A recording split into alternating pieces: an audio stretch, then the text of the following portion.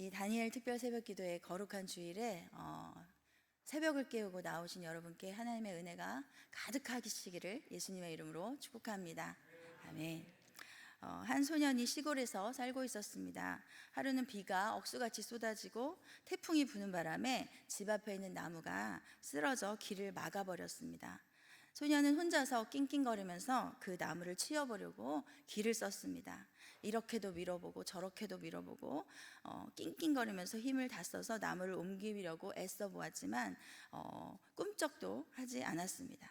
소년이 나무 앞에서 쩔쩔매고 있는데 아버지가 나오셨습니다.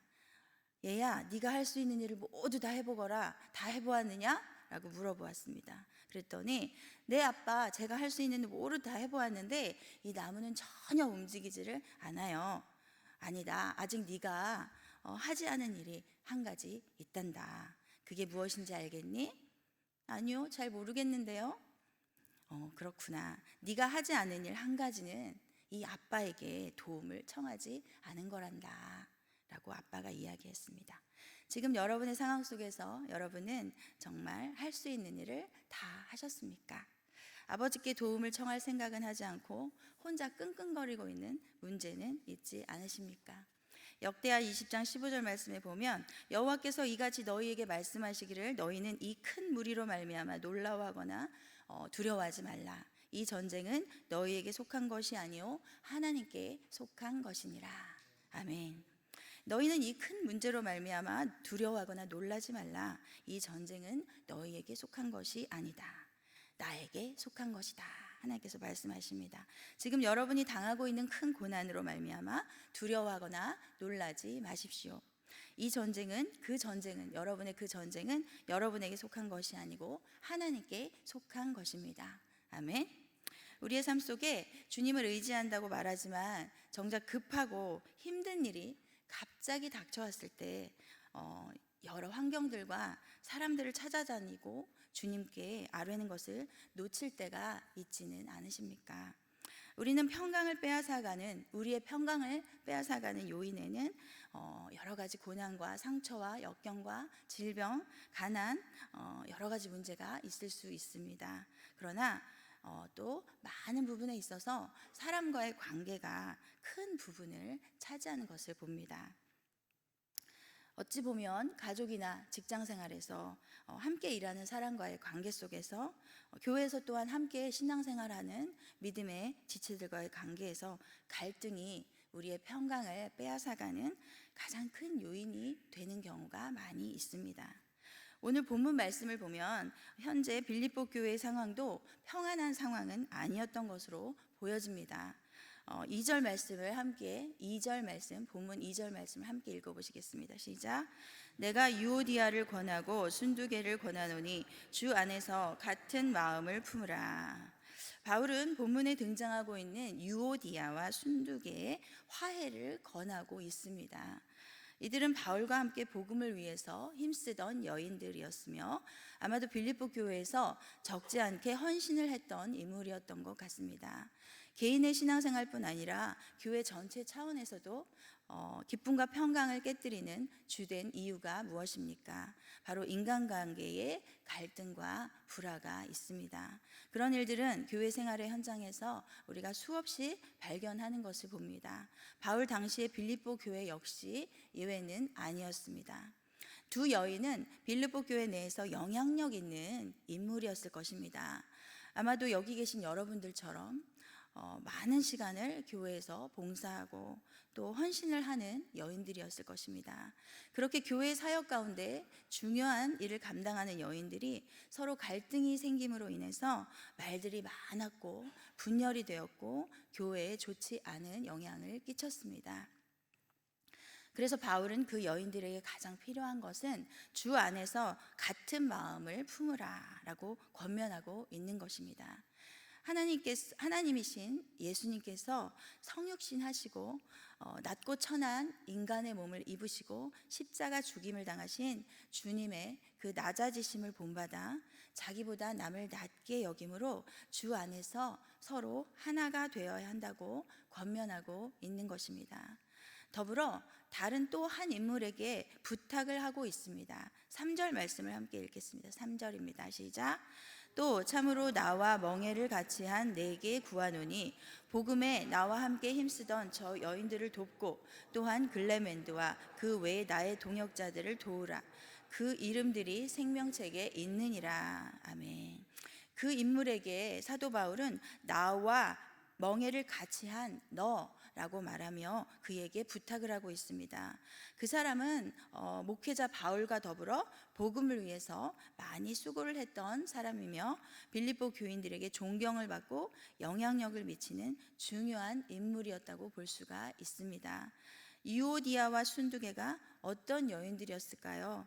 그 여인들은 바울과 함께 복음을 위해서 헌신한 여인들이었습니다. 여기에 본문에서 함께 힘쓰던 이란 단어를 쓰고 있는데요. 이 단어의 뜻은 함께 다투다, 함께 노력하다, 굳게 협동하다 라는 뜻을 가지고 있습니다. 바울이 복음을 전파할 때 모든 수고를 같이 하고 영적 전투를 함께 담당했다는 것을 의미합니다. 이들이 과거에 어떤 사역을 감당했는지 칭찬하고 있습니다. 그리고 그녀들을 도우라고 요청하고 있습니다. 여기에서 비록 지금 이 두 여인들이 분쟁을 일으키는 잘못을 범하고 있지만 과거의 그녀들이 복음 사역에 공헌한 점을 높이 칭찬하고 있는 모습을 봅니다. 그들은 바울 자신 곁에서 복음을 위해 협력하고 원수를 대항하여 싸웠던 자들인 것을 기억하라는 것입니다. 두 여인은 교회 내에서 분쟁을 일으킨 것들 때문에 바울에게 지금은 꾸중을 들어야 될 형편에 있었지만 그들을 직접 비난하기보다 그들의 복음을 위한 수고와 헌신을 기억하며 서로 화해하여 공동체 내에서 한 일원으로 지낼 수 있도록 권면하고 독려하고 있습니다. 주님의 일을 하는 가운데에서 비록 지금은 한 마음을 품지 못하고 갈등하고 있다 할지라도 그들의 헌신은 하나님이 기억하신 바 되었다라고 인정하는 것입니다. 그리고 갈등 가운데 있으나 그들의 구원은 취소되지 않았다라고 말하고 있는 것입니다. 생각하는 것에 있어서 서로 다른 부분들과 갈등이 있지만 여전히 하나님의 생명책에 기록된 한 가족이라는 것입니다. 쉽게 말하자면 그 여인들을 도와주십시오. 그 여인들은 글레멘드를 비롯하여 다른 협력자들과 더불어 복음을 전하라고 나와 함께 애쓴 사람들입니다. 그녀들은 하나님에 의해서 의롭다 인정을 받은 자들로서 생명책에 기록되어 있습니다 라고 말합니다. 생명책에 이름이 기록되었다는 것은 하나님 나라의 영생이 보장되었다라는 의미를 갖는 것입니다. 아마도 사도 바울과 멍에를 같이 한 그 인물이 그 여인들의 서로 간의 갈등과 불화로 인해서 기쁨과 평강을 아마 잠시 잃고 있는 상황이었던 것으로 보입니다. 4절 말씀을 함께 읽어보시겠습니다. 4절 시작. 주 안에서 항상 기뻐하라. 내가 다시 말하노니 기뻐하라. 아멘. 바울은 그에게 기뻐하라 라고 명령합니다. 그리고 기뻐하되 주 안에서 항상 기뻐할 것을 권면합니다. 여기서 주 안에서에 해당하는 엔퀴리오는 주에 대한 소망을 가지고 예수로 말미암아 장차 나타날 영광을 생각하면서 기뻐하라 라고 권면하는 것일 뿐만 아니라 주님을 전적으로 의지하는 신앙 가운데서 기뻐하라 라는 사실을 말하고 있습니다. 주님에 대한 신앙이 없다면 어려운 현실 가운데서 결코 기뻐할 수 없을 것입니다. 한편 항상 기뻐하라 라는 권면에서 항상에 해당하는 판토테는 모든 전체에 란 의미를 가지고 있습니다. 무슨 의미입니까? 한순간도 예외 없는 모든 시간 전부 라는 뜻을 가지고 있습니다. 이와 같이 모든 순간순간에 항상 기뻐하라는 것은 성도들을 향한 하나님의 뜻입니다. 아멘. 주 안에서 항상 기뻐하는 삶은 바울 자신이 본을 보인 사람입니다. 복음을 전하며 핍박을 받으면서도 이상한 복음을 전한다고 오해를 받으면서도 기뻐했습니다. 복음을 전하다가 빌립보 지하 감옥에 갇힌 상황에서도 기쁨 가운데 하나님을 찬양했습니다. 로마 감옥에 갇힌 상황에서도 이와 같이 성도들에게 주 안에서 항상 기뻐하라는 권면을 줄 수 있었던 것은 바로 바울이 그렇게 기뻐하는 삶을 살았기 때문인 것입니다. 구약의 하박국 선지자도 이렇게 하나님께 기뻐하는 모습을 우리가 볼 수 있습니다. 여호와 하나님이 구원자라는 사실을 단 한 가지 때문에 우리는 또한 기뻐할 수 있는 것입니다. 비록 무화과 나무가 무성하지 못하며 포도나무에 열매가 없으며 감람나무에 소출이 없으며 밭에 먹을 것이 없으며 우리의 양이 없으며 외양간에 소가 없을지라도 나는 여호와로 말미암아 즐거워하며 나의 구원의 하나님으로 말미암아 기뻐하리로다. 아멘. 여러분의 고백이 되시기를 축복합니다. 이어서 5절 말씀을 함께 읽어보시겠습니다. 시작. 너희 관용을 모든 사람에게 알게 하라. 주께서 가까우시니라. 아멘. 너희 관용을 모든 사람에게 알게 하라. 여기서 관용은 다투지 아니하는, 선한, 긍휼이 가득한 등의 단어들과 함께 쓰입니다. 사려 깊은 배려이고 존중을 말합니다. 즉, 이 단어는 어떤 개인이 자기의 권리를 고집하지 못하도록 촉구하는 성품입니다. 자기의 권리만을 고집하지 못하도록. 그것이 바로 관용이라는 것입니다.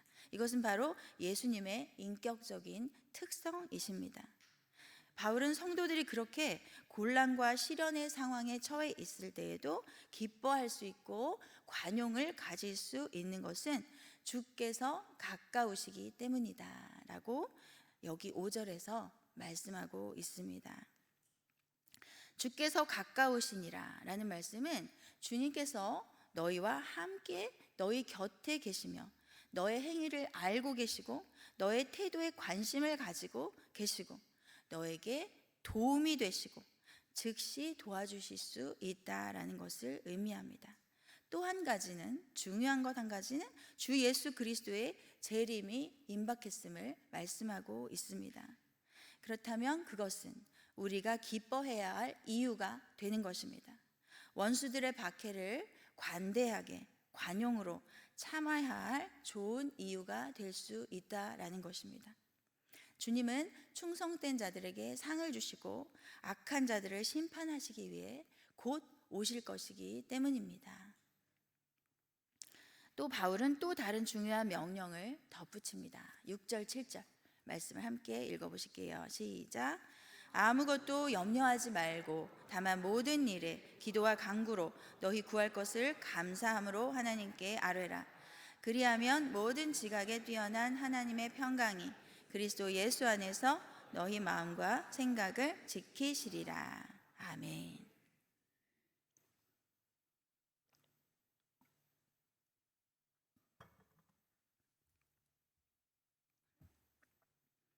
네, 주님께서는 아무것도 염려하지 말라라고 지금 말씀합니다. 거기에 염려의 의미는 문제거리로 인식하고 근심하다, 모두 아시는 것처럼. 그리고 또한 자신이 어떻게 자신이 해결할 수 없는 것들에 대해서 쓸데없는 근심에 빠지는 것을 의미합니다. 그리고 아직 닥치지도 않은 미래에 짐을 지고 스스로 마음을 괴롭게 하는 것을 염려라고 하는 것입니다. 목숨을 위하여 무엇을 입을까, 무엇을 마실까, 무엇을 먹을까 걱정합니다. 그러나 산상수훈에서 예수님은 들의 백합화를 입히시고 공중의 새를 먹이시는 하나님의 능력을 기억하며 이런 것들에 대해서 염려하지 말라라고 하셨습니다. 염려는 이방인들이나 하는 것으로 하나님의 돌보심에 대한 신뢰의 결핍에서 나오는 것입니다. 한마디로 믿음의 부족함에서 나오는 것이라고 할 수가 있습니다. 따라서 바울은 염려 대신에 성도가 우리가 취해야 할 자세로 기도와 간구를 이 말씀에서 말씀하고 있습니다. 바울은 하나님이 계시다는 것과 그분이 인간에게 닥치는 어떤 문제도 다 해결하실 수 있는 능력의 주라는 사실, 그리고 그가 하나님께서 자기를 찾는 자들에게 상 주시는 이심을 믿는다면 염려할 것이 아니라 오히려 하나님께 기도해야 한다라고 말씀하고 있는 것입니다. 여기서 기도, 간구라는 단어가 나옵니다. 두 단어는 비슷한 것 같습니다. 그런데 이 두 단어는 기도라는 단어는 하나님께 예배하는 마음으로 드리는 기도, 원어에서 보면 그런 의미를 가지고 있고요. 간구라는 단어는 하나님께 필요한 것을 요청하며 구하는 기도를 가리킵니다. 즉, 기도는 하나님께 대한 예배나 헌신에서 드리는 일반적인 기도를 나타내고, 간구는 우리가 개인적인 특별한 기도 제목들을 가지고 하는 하나님께 대한 요청을 아뢰는 기도라는 것입니다. 너희 구할 것을 감사함으로 하나님께 아뢰라 해서 바울은 모든 염려를 내려놓고 하나님을 신뢰함으로 그분께 지속적으로 간구하라 라고 권면합니다. 특히 이 모든 것을 감사함으로 행할 것을 강조하고 있습니다. 감사는 어떻습니까? 믿음이 없이는 감사할 수 없습니다. 아멘. 여러분이 진정으로 감사할 수 있다면 그것은 진정 주님을 향한 믿음이 있는 것입니다. 감사함을 가지고 하는 기도와 간구는 기도 제목들에 초점이 맞추어지는 것이 아니라 그 기도와 간구를 받으시는 하나님께 초점이 맞추어져 있는 것입니다. 우리는 기도할 때 하나님을 절대적으로 인정하고 순종하며 신뢰하는 가운데 간절히 구해야 하는 것입니다. 기도하고 간구하되 그 응답에 대해서는 하나님의 뜻이 최선임을 믿고 그 응답이 어떠한 것이든지 감사함으로 받겠다라는 태도로 기도해야 하는 것입니다. 아멘. 7절에는 모든 지각에 뛰어난 하나님의 평강이라는 말씀이 등장합니다. 저는 사실 이 말씀을 굉장히 좋아합니다. 저는 이 구절을 오늘의 말씀 제목으로 정했습니다. 모든 지각에 뛰어난 하나님의 평강. 그래서 저는 지각이라는 단어를 찾아보았습니다. 그 의미는 알아서 깨달음 또는 그런 능력, 사물이나 이치나 도리를 분별하는 능력, 감각기관을 통하여 대상을 인식함 또는 그런 작용, 그것이 바로 지각이라고 합니다. 바로 감사함으로 하나님께 기도하고 간구한 그 결과는 바로 오늘 7절 말씀에서 모든 지각에 뛰어난 하나님의 평강이 그리스도 예수 안에서 너희 마음과 생각을 지킨다라고 말씀하고 있는 것입니다. 하나님이 간구하는 것에 모두 응답해 주신다라고 말씀하고 있지 않습니다. 하나님의 평강이 그리스도 안에서 마음과 생각을 지키신다라고 말씀하고 있습니다. 이런 표현을 통해서 그 어떤 응답보다도 그리스도 안에서의 평강이 가장 귀한 응답이라는 것을 바울은 강조하고 있는 것입니다. 아까 지각이라는 뜻을 제가 찾아보았다고 말씀드렸죠. 그것은 알아서 깨닫고 이해하는 기능, 지성적인 기능입니다. 냉정하고 침착하고 편견 없이 생각하며 판단하는 능력, 생각이나 느낌 등의 뜻입니다. 본문에서는 뛰어난에 해당하는 단어는 뛰어난, 모든 지각에 뛰어난, 그 뛰어난에 해당하는 단어는 위로 치솟다라는 뜻을 가지고 있다고 합니다. 보다 월등하다, 뛰어나다라는 뜻을 가지고 있는 것이죠. 비교할 수 없이 높으신 하나님의 절대적인 그 독특하심을 나타냅니다. 우리와 비교할 수 없는 하나님의 그 뛰어나심을 나타내는 겁니다. 쉽게 말씀드리면 하나님의 평강은 인간의 모든 이성을 초월한다는 것입니다. 우리의 모든 꿈을 능가하고 우리의 이해력의 범위를 뛰어넘었다는 것입니다.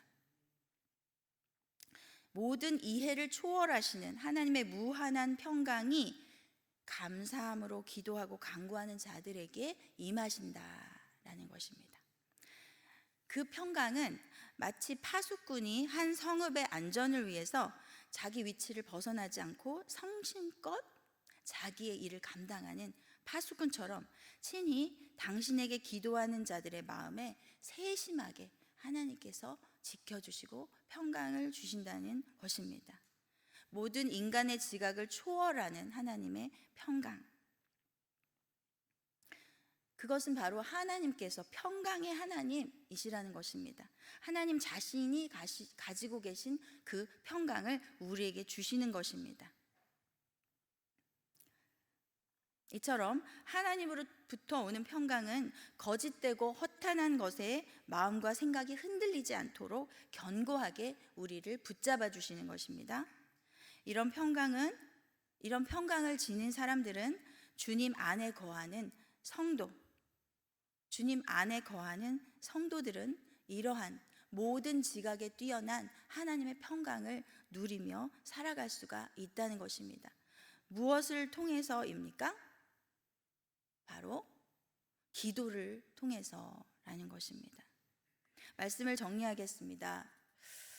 우리의 걱정에 대한 해결책은 무엇입니까? 우리에게 불안을 일으키는 상황들로 가득 차 있는 이 세상에서 어떻게 평강을 유지하고 계십니까? 아니면 평강이 없으십니까? 아니면 매일마다 너무너무 평강을 누리고 계십니까? 바울은 그것은 기도로 가능하다라고 말합니다. 개인적인 체험을 통해서도 어떻게도 근심하지 않는, 어떤 상황 속에서도 근심하지 않을 수 있는 유일한 비결은 모든 것을 놓고 기도하는 것이다 라는 것을 바울은 말하고 있습니다. 기도는 하나님께 직접적으로 간청을 하고 간구하고 나의 상황을 알려드리는 것입니다. 언제나 그런데 그것은 감사함으로 드려야 합니다. 현재 상황 속에서 그분은 능력이 크신 하나님이라는 사실로 바울은 하나님을 찬양하며 기도했습니다. 우리도 그렇게 기도할 때 능력의 하나님을 찬양함으로 기도를 시작하시기를 축복합니다. 우리의 기도는 염려의 끝입니다. 아멘. 우리가 기도할 때 이제 염려는 끝난다는 것입니다. 염려한다는 것은 우리 자신이 괴로워하고 탄식하고 앞날을 내 자신이 살피려고 하는 것입니다. 그러나 기도는 모든 일에 있어서 하나님께 영광을 돌리는 일입니다. 그분께서 활동하실 수 있도록 우리가 나의 삶을 드리는 것입니다. 우리의 근심을 맡기고 그분의 보살핌에 맡기는 것을 의미합니다. 하나님의 평강이 기도를 통해서 우리에게 임하게 됩니다. 그래서 하나님은 뭐라고 말씀하셨습니까? 쉬지 말고 기도하라 라고 말씀하셨습니다. 뭐라고 하셨죠? 모든 지각에 뛰어난 하나님의 평강. 모든 지각에 뛰어난 하나님의 평강. 거듭 말씀드리자면 모든 인간적인 이해를 초월하는 것이라는 것입니다. 그러한 경험을 해보셨습니까? 기도했지만 상황은 변화되지 않았습니다. 상황은 여전히 똑같습니다. 그러나 너무나 신기하게도 나의 마음은 모든 것이 해결된 것 같이 평강이 찾아왔습니다. 네. 기도는 모든 지각에 뛰어난 하나님의 평강이 우리 내면에 역사하게 하는 능력, 그것이 바로 기도인 것입니다. 아멘. 그래서 하나님은 우리에게 쉬지 말고 기도하라고 말씀하셨습니다. 쉬지 말고 기도할 때 하나님의 평강이 우리 마음과 생각을 지키십니다. 아멘. 하나님께서 주시는 그 평강을 한시도 놓치지 마시기를 축복합니다. 그러기 위해서 어떻게 해야 될까요? 쉬지 말고 기도해야 한다라는 것입니다. 아멘. 그렇게 명령하신 것은 바로 우리를 향한 하나님의 긍휼과 사랑인 것입니다. 모든 지각에 뛰어난 하나님의 평강이 그리스도 예수 안에서 우리의 마음과 생각을 지키실 때 우리에게는 이해할 수 없는 평강, 환경과 조건을 능히 뛰어넘는 평강이 우리의 마음에 임하시는 것을 경험합니다. 그런 것을 경험하시기를 축복합니다. 여러분에게 어떤 상처와 아픔과 고난과 가난과 질병이 갈등이 있습니까? 어떤 기도의 제목들과 사건들이 있습니까? 오도 가도 못하게 하는 커다란 장애물이 있으십니까? 그 모든 사건들 가운데서 이 시간에 기도를 통해서 나조차도 다 헤아릴 수 없는 모든 지각에 뛰어난 하나님의 평강이 여러분의 모든 삶을 주장하시기를 예수님의 이름으로 축복합니다. 아멘. 이 시간 주신 말씀을 붙잡고 먼저 기도했으면 좋겠습니다. 주님께서 내게 말씀해 주신 그 쉬지 말고 기도하라고 말씀하신 이유가 바로 그것이었군요. 다시 한번 주님 앞에 고백하면서 내가 주님 앞에 쉬지 않고 기도함으로 말미암아 어떠한 환경 속에서도 모든 지각에 뛰어나신 그리스도의 평강이 나의 마음속에 언제나 나의 삶을 주장하시기를 간절히 소원하는 그러한 간구를 이 시간에 드리시기를 원합니다. 그렇게 말씀을 붙잡고 기도하시고 여러분의 기도 제목과 나라 민족과 교회들과 성령의 인도하심을 따라 다 함께 주여 3번 부르시고 기도하시겠습니다.